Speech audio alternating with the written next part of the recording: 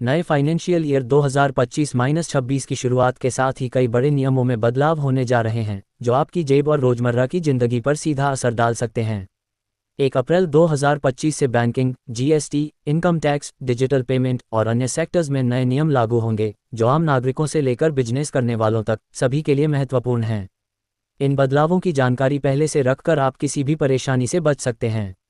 आइए विस्तार से जानते हैं उन 10 बड़े बदलावों के बारे में जो आज रात 12 बजे से लागू हो जाएंगे।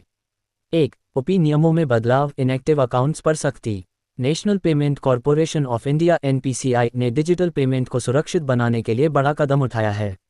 1 अप्रैल 2025 से उन ओपी अकाउंट्स के ट्रांजैक्शन बंद कर दिए जाएंगे जो लंबे समय से इनएक्टिव हैं। अगर आपके बैंक अकाउंट से कोई पुराना या बंद नंबर लिंक है तो उसे तुरंत अपडेट कर लें। ऐसा न करने पर 1 अप्रैल से ओपी ट्रांजैक्शन में दिक्कत हो सकती है। NPCI का ये कदम फ्रॉड और अनऑथराइज्ड ट्रांजैक्शन को रोकने के लिए उठाया गया है। 2. डोमेंट ओपी आईडी होंगे डिसेबल, एक्टिवेशन जरूरी। NPCI फ्रॉड और फिशिंग स्कैम को रोकने के लिए सख्त कदम उठा रहा है। 1 अप्रैल 2025 से पिछले 12 महीनों से इस्तेमाल न किए गए ओपी आईडी को डिसेबल कर दिया जाएगा। अगर आप अपनी डोमेंट ओपी आईडी को दोबारा एक्टिवेट नहीं करते तो आप इसे हमेशा के लिए खो सकते हैं। डिजिटल पेमेंट में किसी भी रुकावट से बचने के लिए अपनी ओपी आईडी को चेक करें और उसे एक्टिव रखें। 3. FD पर अब ज़्यादा फ़ायदा, TDS लिमिट में बढ़ोतरी। फिक्स्ड डिपॉजिट FD में निवेश करने वालों के लिए खुशखबरी है।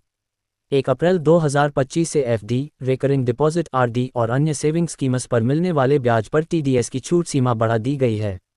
सीनियर सिटीजन के लिए ये लिमिट 50,000 रुपये से बढ़ाकर 1 लाख रुपये कर दी गई है, यानी अब 1 लाख रुपये तक के ब्याज पर कोई TDS नहीं कटेगा। वहीं अन्य निवेशकों के लिए ये सीमा 40,000 रुपये से बढ़ाकर 50,000 रुपये की गई है। ये बदलाव सीनियर सिटीजन को खासतौर पर फायदा पहुंचाएगा क्योंकि उनकी TDS छूट सीमा को दोगुना कर दिया गया है। 4. सेविंग अकाउंट और FD इंटरेस्ट रेट में बदलाव। कई बड़े बैंक 1 अप्रैल 2025 से सेविंग अकाउंट और FD की ब्याज दरों में बदलाव करने जा रहे हैं। SBI, HDFC, Indian Bank, Punjab and Sind Bank और IDBI जैसे बैंकों ने अपनी FD और स्पेशल FD की ब्याज दरों में संशोधन किया है। अगर आप FD या सेविंग अकाउंट में निवेश की योजना बना रहे हैं तो अपने बैंक की वेबसाइट पर जाकर नई ब्याज दरों की जानकारी जरूर ले लें। ये बदलाव आपकी बचत और रिटर्न को प्रभावित कर सकता है। 5. डिविडेंड के लिए पैन आधार लिंकिंग अनिवार्य। अगर आप शेयर मार्केट में निवेश करते हैं और डिविडेंड का लाभ लेते हैं तो ये खबर आपके लिए जरूरी है। 1 अप्रैल 2025 से जिन लोगों का पैन और आधार लिंक नहीं होगा उन्हें स्टॉक्स पर डिविडेंड नहीं मिलेगा।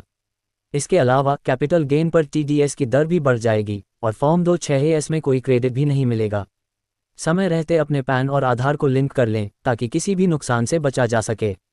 6. डीमैट और म्यूचुअल फंड अकाउंट के नियम होंगे सख्त। सेबी ने डीमैट और म्यूचुअल फंड अकाउंट्स के लिए नियमों को सख्त कर दिया है। 1 अप्रैल 2025 से सभी निवेशकों को अपनी KYC और नॉमिनी डिटेल्स को अपडेट करना अनिवार्य होगा। ऐसा न करने पर आपका डीमैट अकाउंट फ्रीज हो सकता है।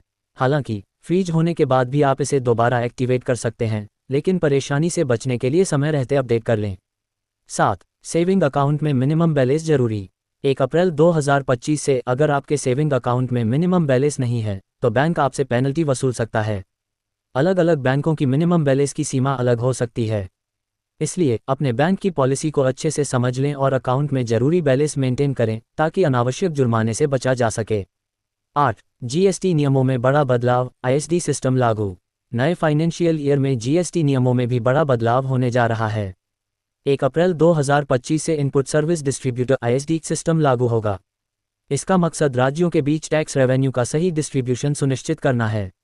ये बदलाव GST सिस्टम को और पारदर्शी बनाएगा, साथ ही बिजनेस करने वालों को अपनी टैक्स लायबिलिटी को बेहतर तरीके से मैनेज करने में मदद करेगा। 9. LPG गैस सिलेंडर की कीमतों में बदलाव। हर महीने की तरह 1 अप्रैल 2025 को भी LPG गैस सिलेंडर की कीमतों में बदलाव होगा। तेल कंपनियां घरेलू और कमर्शियल गैस सिलेंडर की कीमतों को रिव्यू करेंगी और अंतर्राष्ट्रीय तेल की कीमतों व डॉलर रुपये के एक्सचेंज रेट के आधार पर नई कीमतें तय करेंगी। इस बदलाव का सीधा असर आपकी जेब पर पड़ेगा, इसलिए पहले से तैयार रहें। 10. नए टैक्स नियम होंगे लागू। 1 अप्रैल 2025 से असेसमेंट ईयर 2025-26 शुरू हो जाएगा और नया टैक्स सिस्टम डिफ़ॉल्ट रूप से लागू होगा। अगर आप पुराने टैक्स रिजीम के तहत 80C जैसे डिडक्शन का लाभ लेना चाहते हैं तो आपको इसका विकल्प अलग से चुनना होगा। नए टैक्स सिस्टम में टैक्स स्लैब और छूट के नियम अलग हैं, इसलिए अपनी टैक्स प्लानिंग पहले से कर लें।